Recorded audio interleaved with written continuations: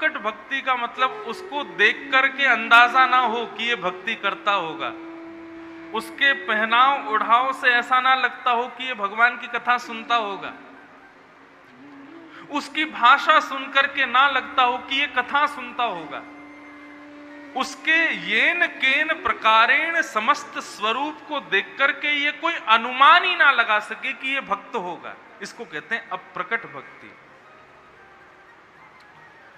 जिन लोगों के घर वाले परेशान करते हैं, जिन लोगों के आसपास के लोगों को उनकी भक्ति से चिंता होती है, दिक्कत होती है, ऐसे लोगों को क्या करना चाहिए?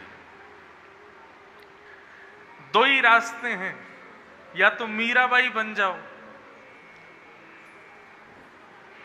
सब छोड़ो, हरि भजो, और यदि मीराबाई नहीं बन सकते ना तो सबके बीच में रह करके अंतर्निष्ठ भक्त बन जाओ, अप्रकट भक्ति करो। अप्रकट भक्ति का मतलब क्या है? दिखाओ मत किसी को भी, अंदर ही अंदर वो भक्ति चलने दो। श्री भक्तमाल जी में एक राजा की कथा आती है, उस राजा का नाम था अंतर्निष्ठ राजा। वो राजा अप्रकट भक्ति करता था। उसकी पत्नी बहुत बड़ी भक्ता थी, वो खूब भजन करती थी, खूब मंदिर जाती थी, खूब कथाएं सुनती थी, लेकिन राजा कभी मंदिर में जाता नहीं, कभी भजन करता नहीं, कभी कथा सुनता नहीं, और अपनी पत्नी का मजाक भी उड़ाता था। ए तुम क्या ये सब करती रहती हो, कथा वथाओं में जाती रहती हो।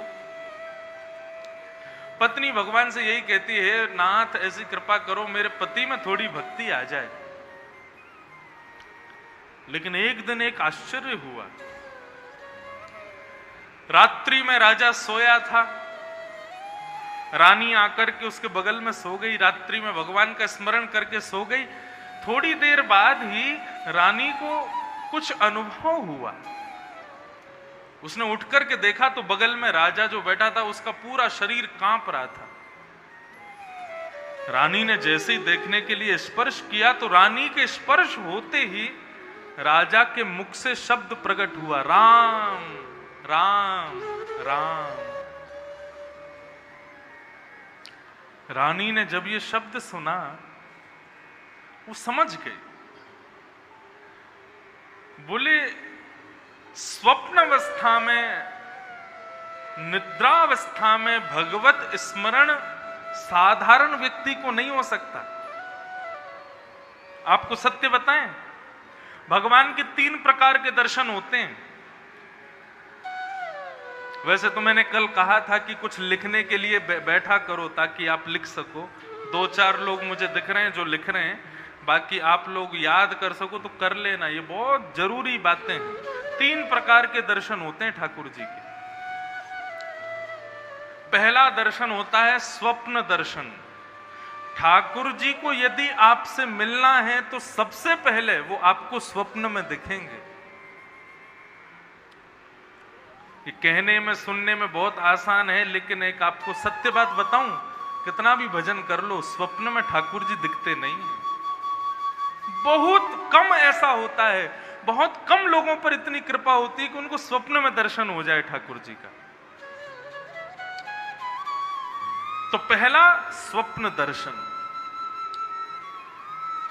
जैसे ही स्वप्न में ठाकुर जी दिखें, गलती मत करना कि किसी को बता दो जाकर के कि रात में मैंने स्वप्न में भगवान को देखा। या तो ठाकुर जी दिखेंगे, या ठाकुर जी का कोई भक्त दिखेगा, या ठाकुर जी के स्थान वृंदावन आदि का दर्शन होगा। स्वप्न में होगा पहले। स्वप्न में जब ठाकुर जी दिख जाएं, किसी को बताना मत, नित्य उनका स्वप्न में दर्शन करते रहना। फिर दूसरा दर्शन होगा ठाकुर जी का अनुभव दर्शन। अनुभव दर्शन कैसा होगा? आप भरी भीड़ में सबको देखोगे, सबको देखते देखते तभी आपको लगेगा कि इन सब के मध्य में मैंने किसी ऐसे को देखा जो इन सबसे अलग था। उसमें कुछ तो बात थी, उसमें कुछ तो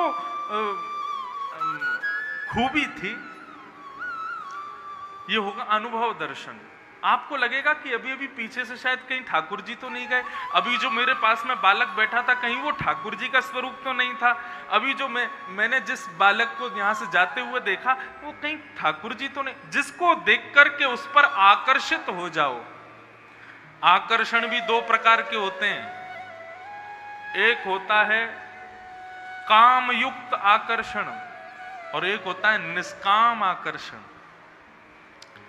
संसार के सौंदर्य पर काम युक्त आकर्षण होता है, ठाकुर जी पर निष्काम आकर्षण होता है। कोई कामना के बिना आकर्षण हो जाए, समझ लेना वो ठाकुर जी का स्वरूप था।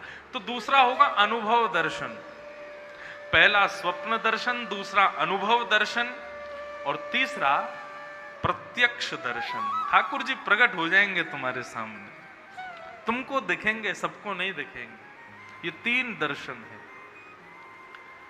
तो रानी ने जैसे ही सुना कि राजा के मुख से राम राम राम शब्द निकला है, इसका मतलब ये निश्चित ही अंतर्निष्ठ भक्त हैं, दिखाते नहीं है लेकिन अंदर ही अंदर इनके अंदर भजन चलता रहता है।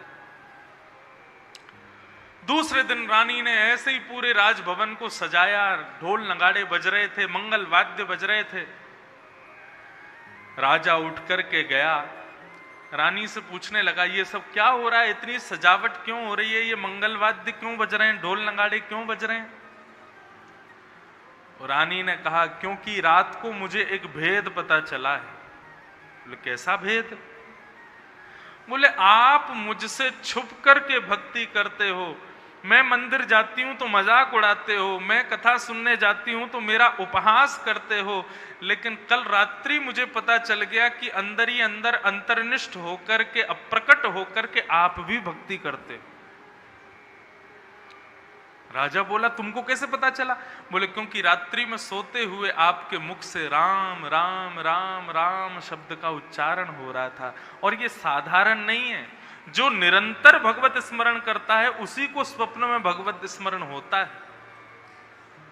आपकी चोरी पकड़ी गई है, आप भगवान से दूर नहीं रहते, आप अंदर ही अंदर भगवान को स्मरण करते हैं। जैसे ही रानी ने यह बात कही, राजा के दोनों नेत्र सजल हो गए। राजा रुदन करने लगा, अपनी पत्नी को बोले देवी अब तुम इस राजपाट को संभालो और मेरा पुत्र बड़ा हो जाए तो उसको राजा बना देना, अब मैं जीवित नहीं रहूंगा। रानी बोली ऐसा क्यों कहते हो, आप जीवित क्यों नहीं रहोगे, क्या हुआ। राजा ने इतनी सुंदर बात कही। राजा बोले मैं जिसकी वजह से जीवित था वो मेरे भीतर बैठा था, मैंने उसको कभी प्रकट नहीं किया। मैं राम नाम से ही जीवित था, वो राम नाम मेरे भीतर बैठा था। और तुमने बताया कल रात्रि वो राम नाम मेरे मुख से बाहर आ गया, अब जब राम नाम ही बाहर आ गया तो मैं जीवित कैसे रहूं। ऐसा कहते ही राजा के प्राण निकल गए और उनकी मृत्यु हो गई। इसको कहते हैं अंतर्निष्ठ भक्ति, अप्रकट भक्ति। तो जिन लोगों के घर वाले परेशान करते हैं, जिन लोगों के आस पड़ोस वाले मजाक उड़ाते हैं, तुम्हारी कथा सुनने से, मंदिर जाने से, वृंदावन जाने से उनको तकलीफ होती है,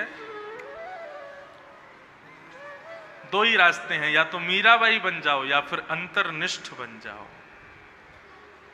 किसी को मत दिखाओ कि तुम भक्ति करते हो, किसी को मत दिखाओ कि तुम माला जपते हो, किसी को मत दिखाओ कि तुम रात रात भर उठ करके ठाकुर जी का स्मरण करते हो, किसी को बताने की जरूरत नहीं है। अरे वो लोग इस योग्य नहीं है कि तुम्हारी भक्ति को सहन कर सकें। इसलिए क्या करो, अपनी मनी मन अंतर्निष्ठ हो जाओ। बाहर से ऐसा दिखाओ कि तुम भी संसारी हो, लेकिन अंदर ही अंदर ठाकुर जी का भजन करो, ठाकुर जी का स्मरण करो। ये अंतर्निष्ठ भक्त का लक्षण। और एक बात कहूं आपको, प्रकट भक्ति करने वाला दूसरी स्टेज पर है, अप्रकट भक्ति करने वाला प्रथम श्रेणी का भक्त है, वो सर्वश्रेष्ठ भक्त है। हमारी कथा सुनते हैं कई युवान लोग, कई आजकल के यंगस्टर्स या तो कथा सुनेंगे नहीं, और सुन ली तो महाराज उनको ऐसी चढ़ जाती है। बड़े बूढ़े तो क्या पागल होंगे ठाकुर जी के लिए, युवान ज्यादा हो जाते हैं। ऐसी स्थिति में क्या होता है, उनके परिवार वाले दुखी हो जाते हैं, बोले महाराज ये ना तो कॉलेज जाता है, ना यूनिवर्सिटी जाता है, ना काम पे जाता है, ना जॉब करता है, पूरे दिन अपने ठाकुर जी की सेवा करता है, वृंदावन में पड़ा रहता है, कथा सुनता रहता है। उन बच्चों को मैं यही बात बताता हूं, प्रकट करने की जरूरत नहीं है, अब प्रकट भाव से ठाकुर जी का स्मरण करो। ये संसार तुम्हारी भक्ति देख पाए इतना योग्य नहीं है, इसलिए मत दिखाओ किसी को। अपने हृदय को ही एक कुंज बना लो, उस अपने हृदय कुंज में ठाकुर जी को बिठा लो। संसारी नेत्रों को बंद करके अपनी अंतर्निष्ठ नेत्रों से अपने हृदय कुंज में ही ठाकुर जी की सेवा करो। एक समय नियुक्त कर लो, उतनी देर तुम संसार से अलग रहो, नेत्र बंद करके अपने हृदय कुंज में ही ठाकुर जी को झूला झुलाओ, ठाकुर जी को पलना झुलाओ, ठाकुर जी को हाथों से भोग लगाओ, ठाकुर जी की सेवा करो, ठाकुर जी के संग खूब आनंद करो। ये अप्रकट भक्ति ज्यादा श्रेष्ठ है। आप विश्वास मानना, अंतर्निष्ठ होकर के अप्रकट भक्ति जब करने लग जाओगे तो एक दिन नेत्र बंद करके अपने हृदय कुंज में झांक करके जब ठाकुर जी को देखोगे, वहीं पर लाड़ लड़ाओगे, वहीं पर सारी लीलाएं करोगे। ऐसा करते करते करते एक दिन जब तुम अपनी लीला को पूर्ण करके जब नेत्र खोलोगे तो संसार नष्ट हो चुका होगा, तुम भी उस कुंज में पहुंच जाओगे। इसको तीसरा नाम और दिया जाए तो इस भक्ति को कहते हैं मानसी भक्ति। कौन सी भक्ति? मानसी भक्ति, मानसिक भक्ति। जैसे मनसा वाचा कर्मणा 3 प्रकार से पाप होते हैं। आपने किसी को मारा, ये हो गया कर्मणा पाप। आपने किसी को बोल करके बुरा फील करवाया, ये हो गया वाचा पाप। और आपने ना किया ना बोला, केवल मन में सोच लिया ये आगे जाए, इसका एक्सीडेंट हो जाए, इसका ये बुरा हो जाए, इसका पांव टूट जाए, ये हो गया मनसा पाप। जैसे मनसा वाचा कर्मणा पाप लगते हैं, ऐसे ही मनसा वाचा कर्मणा भक्ति भी होती है। वाचा मत करो, कर्मणा मत करो, लेकिन मानसिक भक्ति करो। जिन जिन लोगों को यह बात समझ में आ गई हो, वो लोग इस पर अमल करना और इसको क्रियान्वित करना। ये भाव है भक्ति का, ये भाव। कथा क्रम में चलें थोड़ा सा। कल हम लोगों ने श्रवण किया कि भक्ति ज्ञान वैराग्य को पुष्ट करने के लिए भागवत की कथा हुई और सनक सनंदन सनातन सनत कुमारों ने आनंद नाम के वन में बैठ करके सबको कथा सुनाई, जिसको सुनकर के भक्ति ज्ञान वैराग्य तीनों युवान हो गए। इस प्रकार कथा का क्रम चल रहा था। तभी नारद जी महाराज ने सनत कुमारों से एक प्रश्न किया। बहुत ध्यान से सुनिएगा।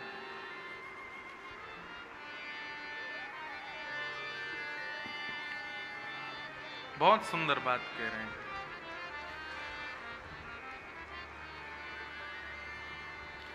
के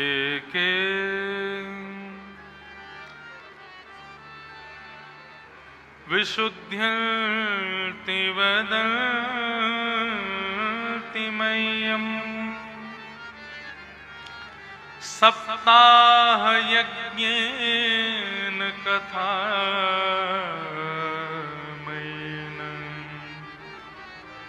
कृपालुभिर्लोकहितं विचार्य प्रकाशित कोऽपि नवीन मार्गम। हारमोनियम दो थोड़ा सा।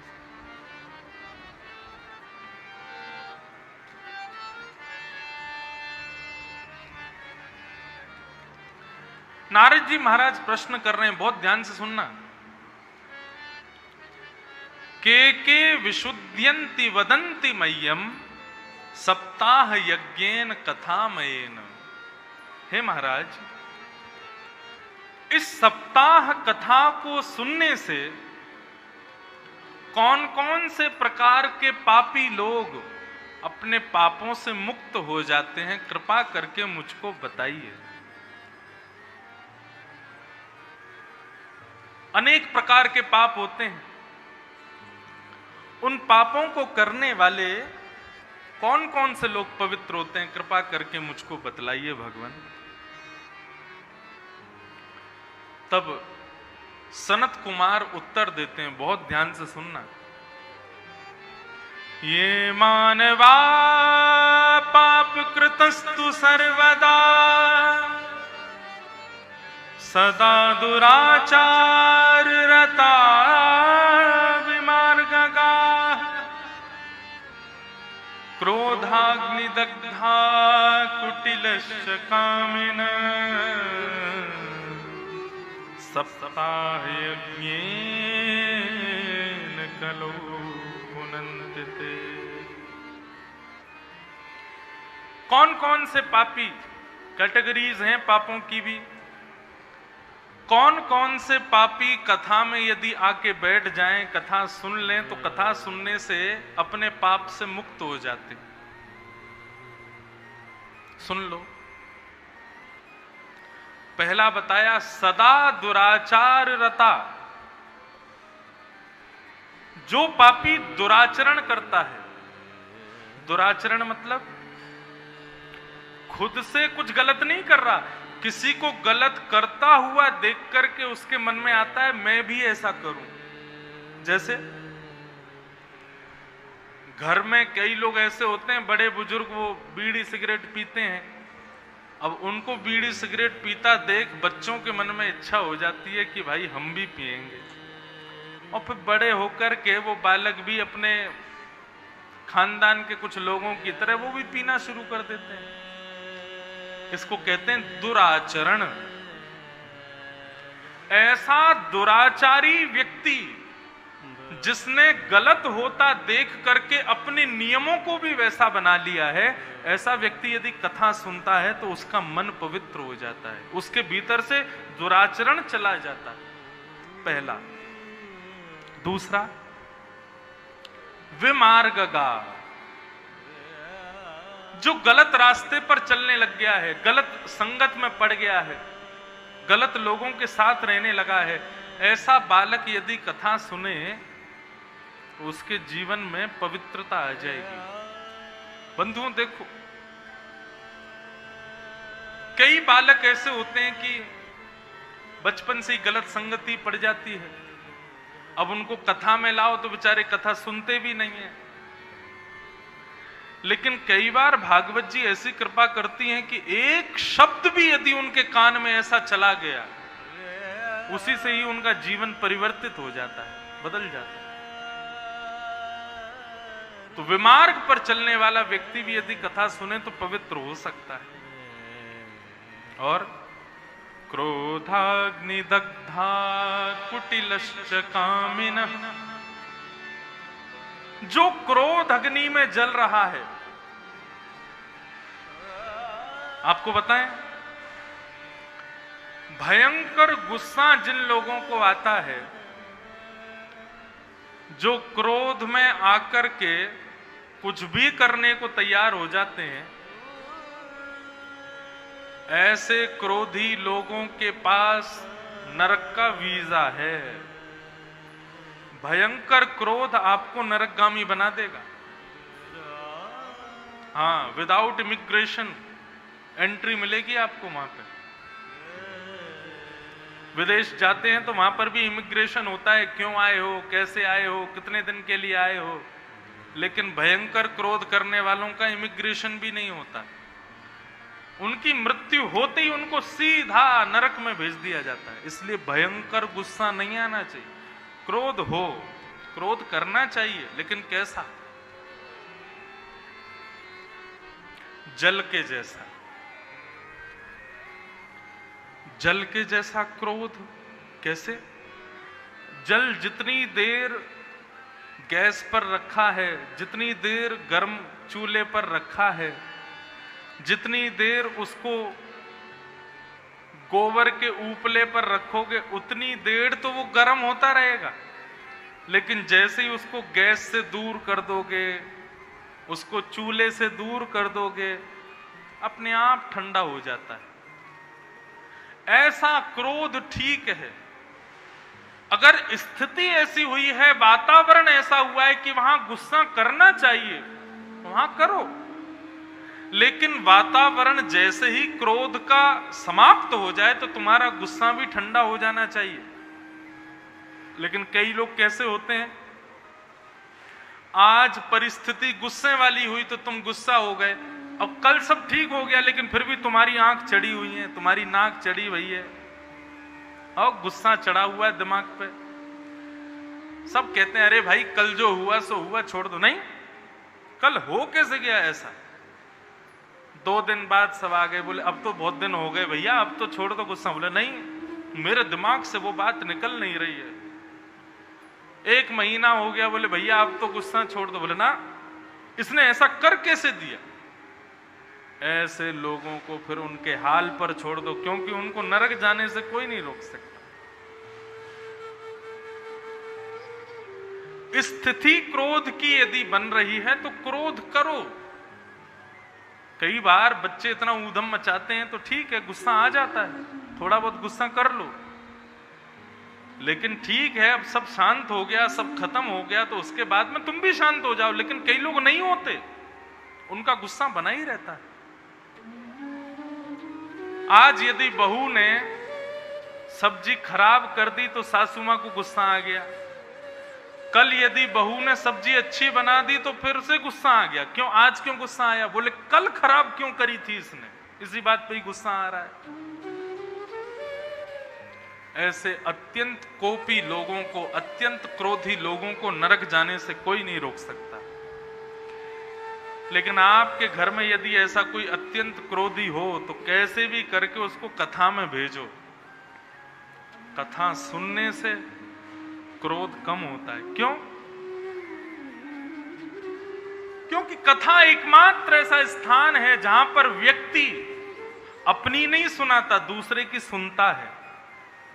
बाकी संसार में हर जगह हम लोग इसी में रहते हैं कि हम अपनी सुनामें, हम अपना कहें, हम अपना बोल दें, लेकिन कथा में आप अपना नहीं कहते हो, दूसरे को सुनते हो। 3 घंटे के लिए सही आप सब लोग मौन रहोगे, शांत रहोगे, कुछ बोलोगे नहीं, केवल सुनोगे, उससे फर्क तो पड़ेगा गुस्से पर।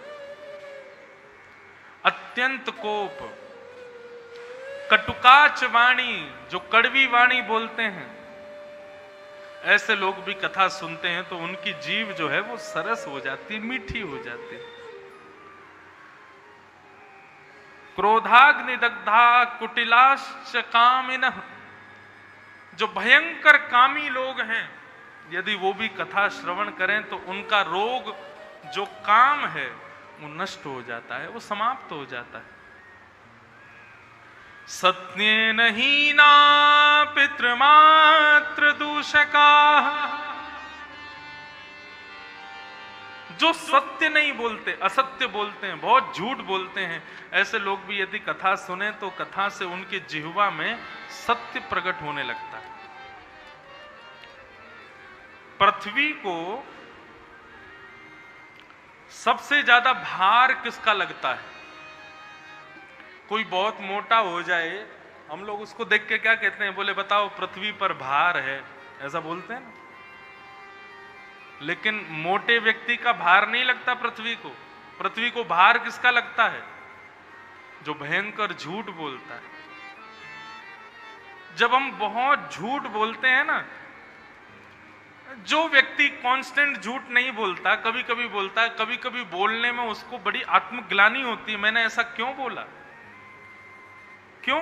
क्योंकि उसकी पृथ्वी उसको सचेत करती है, अरे तू झूठ मत बोल, मुझे तेरा भार लग रहा है। शास्त्र आज्ञा करते हैं, झूठ बोलने वाले व्यक्ति का भार लगता है पृथ्वी को। इसलिए असत्य बोलने वाला व्यक्ति यदि निरंतर कथा सुनता रहे तो उसकी जिह्वा में सत्य प्रकट होने लगता है, फिर वो चाह करके भी झूठ नहीं बोल पाएगा। और अंतिम बात कहते हैं पितृमात्र दूषका, जो माता पिता की सेवा नहीं करते, माता पिता से प्रेम नहीं करते, ऐसे बालक यदि कथा श्रवण करें तो कथा श्रवण करने से माता पिता के चरणों में प्रेम प्रकट हो जाता है। अनेक प्रकार के पापियों के बारे में बताया, लेकिन जैसे ये बात कही कि माता पिता से बैर करने वाला कथा सुने तो पवित्र हो जाता है, तो नारद जी महाराज बोले भगवान मुझे ये बात समझ नहीं आती, थोड़ा विस्तार से बताओ, ये कैसे संभव है? माता पिता से बैर करने वाला कथा सुनकर के कैसे उनका प्रेमी हो सकता है, मुझे कृपा करके बताओ। क्योंकि हमने सुना है माता पिता से बैर करने वाले का तो उद्धार नहीं होता, नरक में भी उसके लिए जगह नहीं होती। आप कृपा करके मुझे बतलाइए। तब यहां पर सनत कुमारों ने धुंधुकारी की कथा सुनाई, आत्मदेव की कथा सुनाई। एक कथा है, वैसे तो सबने सुनी होगी कथा में, लेकिन कुछ नया मिले इसलिए दोबारा सुनो। तुंगभद्रा नदी के तट पर एक उत्तम नाम का नगर है। उस नगर में एक ब्राह्मण रहते हैं, उस ब्राह्मण का नाम है आत्मदेव। आत्मदेव ब्राह्मण के कोई संतान नहीं थी, इस बात से वो बड़े दुखी थे। आत्मदेव की पत्नी का नाम था धुंधुली। अब देखो, इस पूरी कथा को खुद से जोड़ो। सब लोग इधर देखो, सावधानी से कथा सुनो। ये आत्मदेव कोई और नहीं है, हम ही आत्मदेव हैं। और इसकी पत्नी जो धुंधुली है, ये कोई और नहीं है, हम सबकी मति ही धुंधुली है, हम सबकी बुद्धि ये हमारी पत्नी है।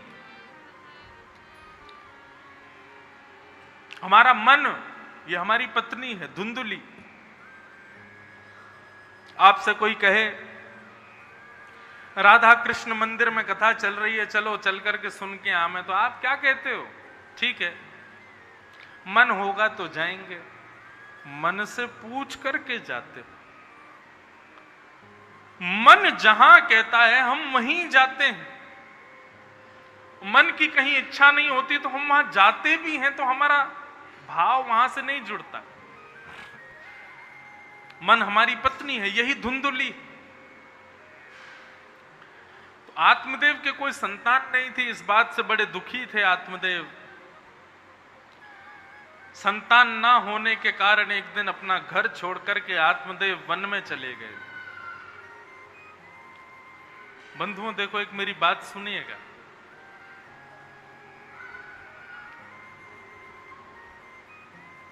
संसार में ठाकुर जी तुमको जो दे दें उसको प्रसाद समझ करके सिर से लगाओ, और ठाकुर जी जो तुमको ना देवें तो सोचना कि मेरी भलाई इसी में थी कि वो मुझे नहीं मिला। इस बात को मान करके उसको स्वीकार करो। हम लोग कई शहरों में कथा करने के लिए जाते हैं, कई परिवारों में कथा करने के लिए जाते हैं, तो लोग जो मिल गया उससे प्रसन्न नहीं है, और जो नहीं मिला उसके लिए भाग कर रहे हैं, दौड़ रहे हैं। अधिकतर लोगों किस लिए परेशान रहते हैं कि हमारे पुत्र नहीं है, हमारी बेटी नहीं है, हमारे संतान नहीं हुई है, हमारी बेटी का ब्याह नहीं हो रहा, हमारे बेटे का ब्याह नहीं हो रहा, ये नहीं हो रहा, वो नहीं हो रहा। और उसके पीछे फिर हम लोग तरह तरह के तर्क लगाते हैं, हमने ऐसा क्या अपराध कर दिया, हमने पूर्व जन्म का कोई पाप होगा इसलिए ऐसा हो रहा है, ऐसा हो रहा है। नकारात्मक सोचों से बचो। हर स्थिति में, हर परिस्थिति में अच्छा सोचो, सकारात्मक सोचो।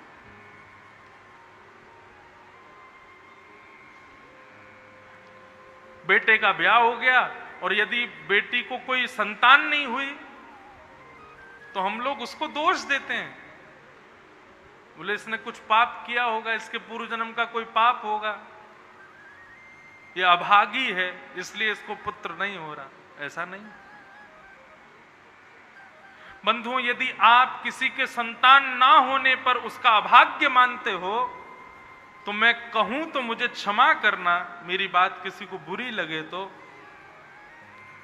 नंद बाबा यशोदा के भी 80 वर्ष तक बालक नहीं हुआ था,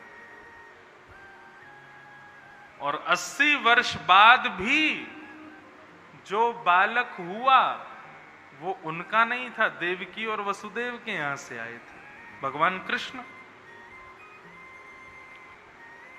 कृष्ण, हम लोग ब्रजवासी तो यही स्वीकार करते हैं कि नंद बाबा और यशोदा मैया ही लाला के माता पिता हैं, लेकिन यदि वास्तविकता में जाएं, थोड़ी देर भाव पक्ष को किनारे करें, तो वास्तव में कृष्ण को जन्म किसने दिया? हमारे नाथ को जन्म किसने दिया? देवकी ने दिया, वसुदेव के यहां हुए। नंद यशोदा के यहां तो भगवान 11 वर्ष 56 दिन के लिए केवल और केवल उन पर कृपा करने के लिए गए। हमारा भाव ये स्वीकार नहीं कर पाता, इसलिए हम नंद यशोदा के लाला मानकर के कन्हैया को स्वीकार करते हैं। लेकिन मेरा कहने का भाव यह है, जिन माताओं को संतान नहीं है हम उनको अभागा क्यों कहते हैं? यदि वे अभागी हैं तो फिर यशोदा जी को क्या कहोगे आप? पुत्र तो उनके भी नहीं हुआ, और 80 वर्ष बाद जो हुआ भी तो बेटी हुई, वो भी योग माया थी, वो भी वैष्णो देवी थी, वो भी भगवान ने लीला करने के लिए उसको भेजा था। ऐसा नहीं,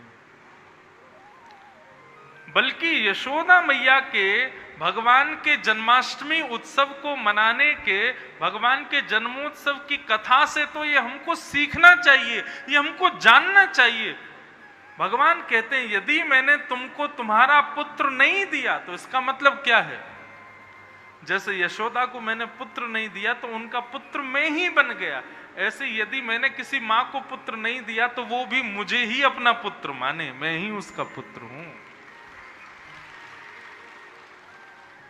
और एक बात कहूं, जिसके घर संतान हो जाए वो देवकी है, और जिस मां को संतान ना हो वो यशोदा है। उसके तो लाला हमेशा हैं, सदा हैं।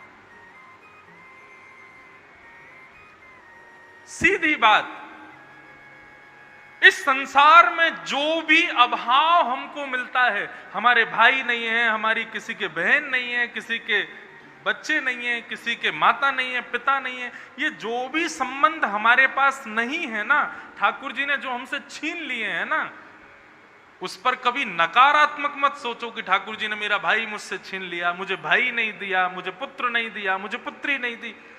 बल्कि ऐसा विचार करो, ठाकुर जी ने शायद बेटी इसलिए नहीं दी क्योंकि श्री राधा रानी ही मेरी बेटी है। ठाकुर जी ने मुझे बहन इसलिए नहीं दी क्योंकि किशोरी जी मेरी बहन है। ठाकुर जी ने मुझे पुत्र इसलिए नहीं दिया क्योंकि श्याम सुंदर ये कह रहे हो, अरे मैया तोकू में साधारण लाला ना दूंगा, तेरो लाला तो मैं ही हूं, इसलिए ठाकुर जी ने मुझे पुत्र नहीं दिया। कथा सुनने का सबसे बड़ा फल क्या है कि हमारी बुद्धि फिर गलत सोचना बंद कर देती है, नकारात्मक सोचना बंद कर देती है, अच्छा सोचती है हमेशा। चलते चलते यहां से उतरे और तुम्हारा पांव टूट गया, इसमें भी यही सोचो, अरे लाला कुछ अच्छा ही सोचा होगा इसलिए पांव तोड़वा दिया तुमने। ये विचार नहीं करना है मैंने कुछ पाप कर दिया इसलिए मेरा पांव टूट गया, इसलिए मेरे साथ ऐसा हो गया। नहीं, हर स्थिति में सकारात्मक बुद्धि रखो, हर स्थिति में ठाकुर जी की कृपा का अनुभव करो। आत्मदेव के यहां पुत्र का जन्म नहीं हुआ, इस बात से दुखी होकर के आत्मदेव वन में चले गए, आत्महत्या करने के लिए जाने लगे। तभी एक संत आए, संत ने आकर के पूछा, बोले अरे ब्राह्मण देवता रो क्यों रहे हो? आत्मदेव ने कहा कि भगवान मुझे पुत्र नहीं है, बिना संतान के जीवन अच्छा नहीं लगता, इसलिए अपने आप को अंत करने जा रहा हूं, आत्महत्या करने जा रहा हूं। संत ने कहा, बोले आत्मदेव इस जन्म में तो क्या, आगामी 7 जन्मों तक तुम्हारे कोई संतान नहीं होगी, तुम्हारी माथे की रेखा मैंने पढ़ ली है। लेकिन इससे तुमको दुखी नहीं होना चाहिए। भगवान किसी को संतान देते हैं तो उस पर कृपा करते हैं, लेकिन भगवान किसी को संतान नहीं देते उस पर भगवान डबल कृपा करते हैं। क्यों? भगवान ने उसको खुद को दिया हुआ है, इसलिए नहीं दिया संतान। इसलिए आत्मदेव तुमको तो भजन करना चाहिए। बच्चों की चिंता नहीं, बच्चों की पढ़ाई की चिंता नहीं, बच्चे बड़े होंगे उनका ब्याह की चिंता नहीं, सारी चिंताओं से मुक्त कर दिया भगवान ने तुमको। इसलिए भजन करो ठाकुर जी का। आत्मदेव चरणों में गिर गए, बोले नहीं भगवान, ये कहना बहुत आसान है, लेकिन विवाह के बाद जब संतान नहीं होती तो कष्ट कितना होता है ये मैं जानता हूं, मुझे संतान चाहिए। बहुत रुदन करने लगे आत्मदेव, तो संत हृदय नवनीत समाना। संत का हृदय कैसा होता है? नवनीत यानी मक्खन के जैसा। मक्खन को जरा भी गर्म स्थान पर रख दो, मक्खन पिघल जाता है। ऐसे ही संत होते हैं, संत के सामने कोई व्यक्ति 2 आंसू निकाल दे, उसको देख करके संत से रहा नहीं जाता, वो तुरंत पिघल जाते। आत्मदेव के इस रोष को देख करके संत ने तुरंत एक फल निकाल करके दिया और अपने संपूर्ण जीवन की तपस्या, अपने संपूर्ण जीवन का भजन उस फल में विद्यमान करके आत्मदेव को दे दिया। लो ले जाओ। वैसे तो तुम्हारे संतान नहीं है, लेकिन तुम इतनी जिद कर रहे हो, इसलिए मैंने अपने संपूर्ण जीवन का भजन इस फल में दे दिया। अपनी पत्नी को जाकर के खिला देना। और हां, याद रहे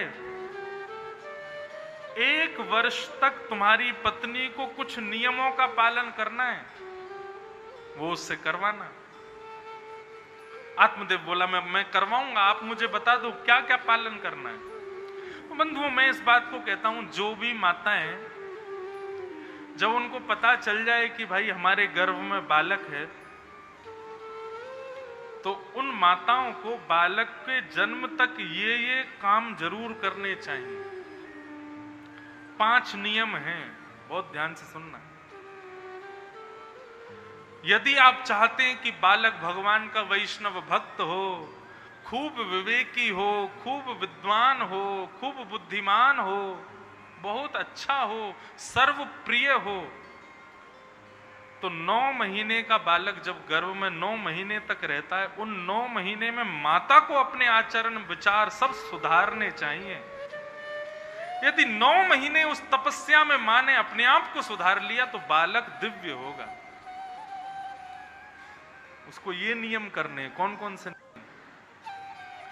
सत्येन हीना सत्यम शौच्यम दया दानम एक भुक्तुम तु भोजनम वर्षावधि स्त्रिया कार्यम तेन पुत्रो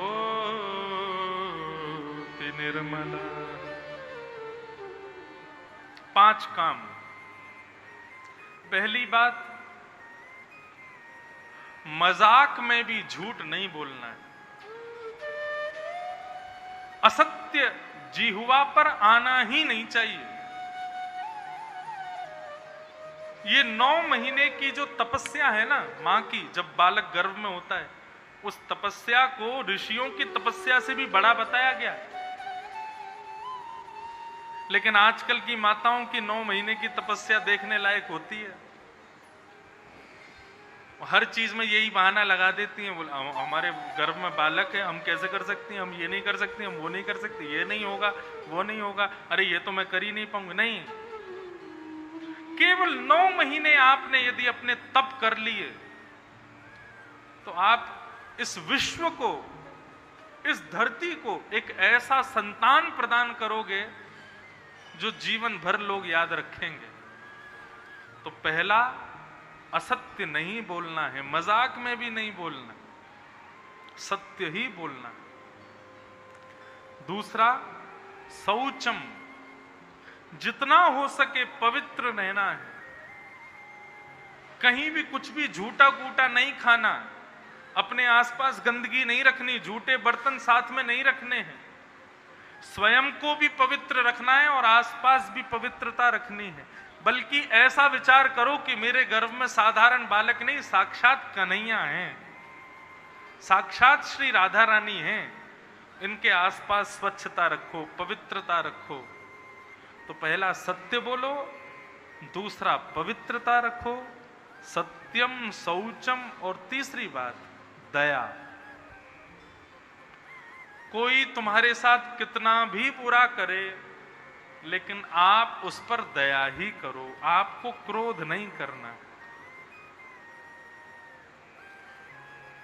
क्रोध नहीं। सत्यम शौचम दया, और चौथी बात दानम।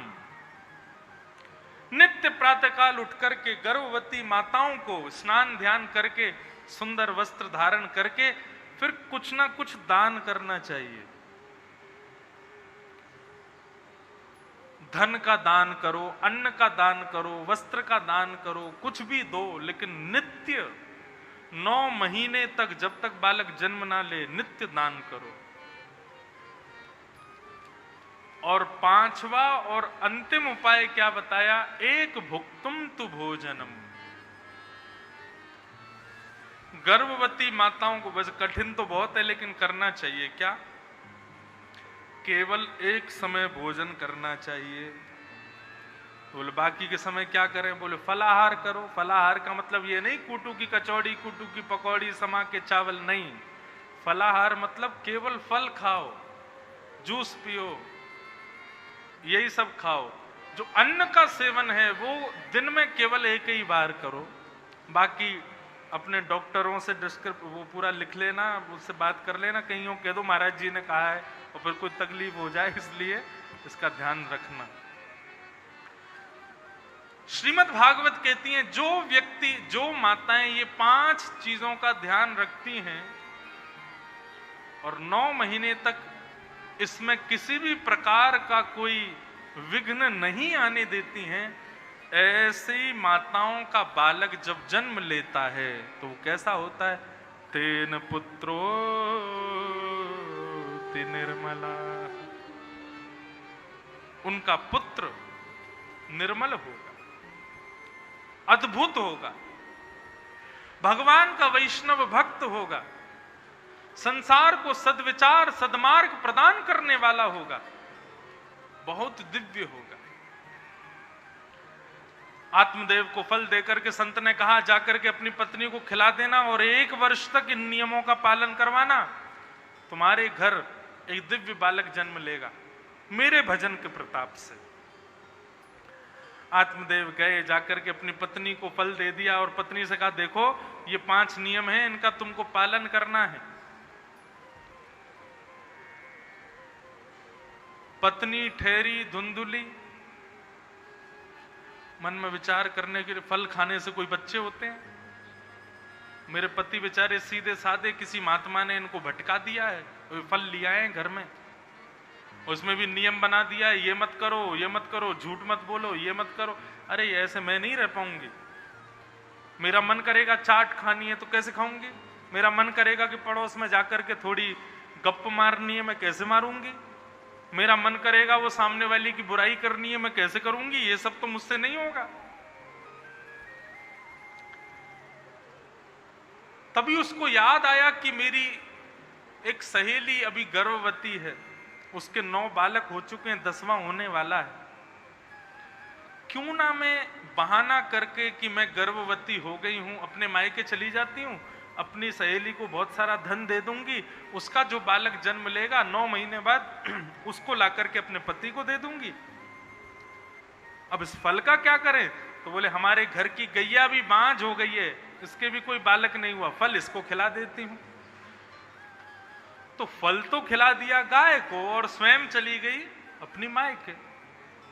9 महीने तक बोली मायके में मेरे भैया मेरा ख्याल रखेंगे, मेरे माता पिता मेरी सेवा करेंगे, इसलिए मैं मायके में रह के आऊंगी। आत्मदेव ने कहा तुम कैसे भी रहो लेकिन इन 5 चीजों का ध्यान रखना, और जल्दी से एक नन्हे से बाल गोपाल को मेरे हाथ में पकड़ा। और धुंधुली चली गई।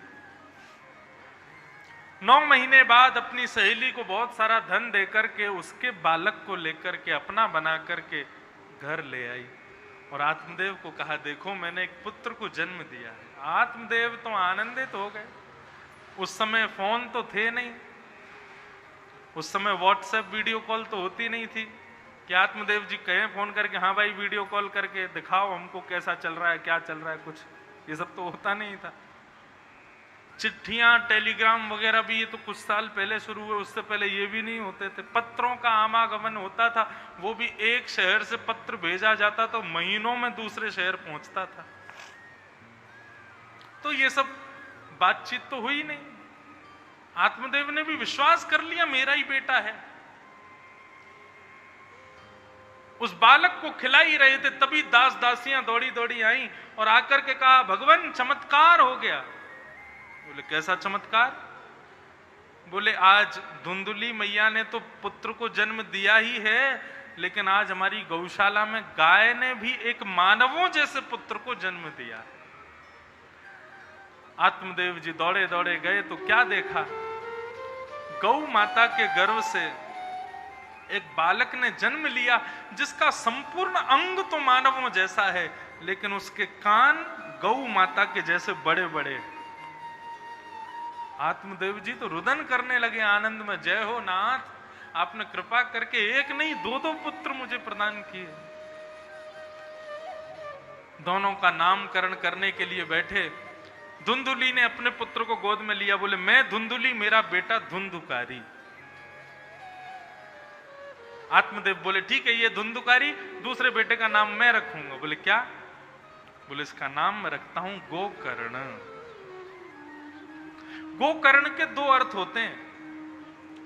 एक अर्थ का मतलब हो गया गोकर्ण माने गाय जैसे कान जिसके हैं वो गोकर्ण, और गोकर्ण का दूसरा अर्थ है, गो कहते हैं ज्ञान को और कर्ण कहते हैं कान को।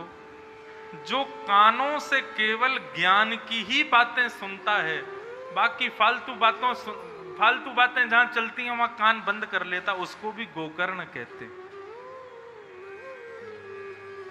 अभी 1:30 बजे से आप लोग कथा सुन रहे हो, तो अभी 3 बजे तक आप लोग कौन हो? आप सब गोकर्ण हो। क्यों? यहां पे कोई फालतू चर्चा नहीं सुन रहे हो, सब कथा सुन रहे हो। जब हम कथा सुनते हैं, हरि चर्चा सुनते हैं, हरि स्मरण करते हैं, तो हम भी गोकर्ण हैं। बच्चों के नाम से उनके जीवन पर बहुत प्रभाव पड़ता है बंधुओं। आप कितने भी डाकुओं के नाम उठा करके देख लो, किसी का भी नाम अच्छा नहीं होगा। डाकुओं के, डकैतों के, आतंकवादियों के नाम अच्छे नहीं होंगे। आप कभी ये नहीं सोचोगे नारायण नाम का डाकू, एका दुक्का कोई कहीं का छोटा मोटा चोर वोर निकल आए तो मैं कहूंगा नहीं, लेकिन हाँ इंटरनेशनल लेवल का कोई डाकू हो, कोई आतंकवादी हो, उसका नाम अच्छा नहीं होगा। गब्बर सिंह नाम सुनते ही बच्चा सो जाएगा डर के मारे।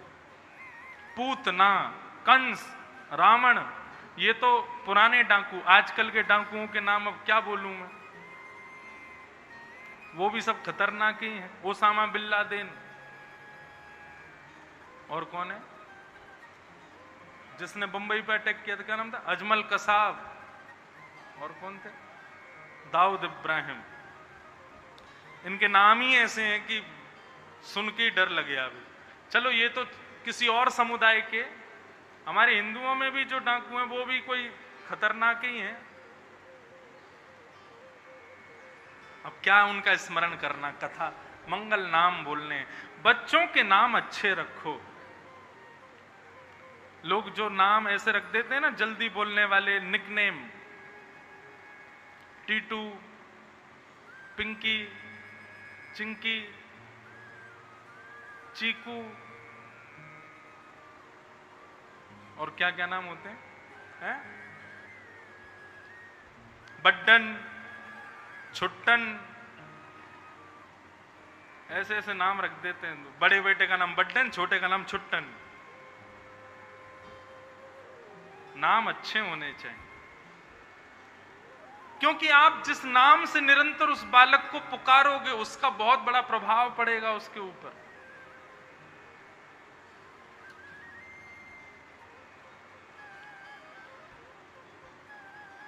बच्चों के नाम अच्छे रखो।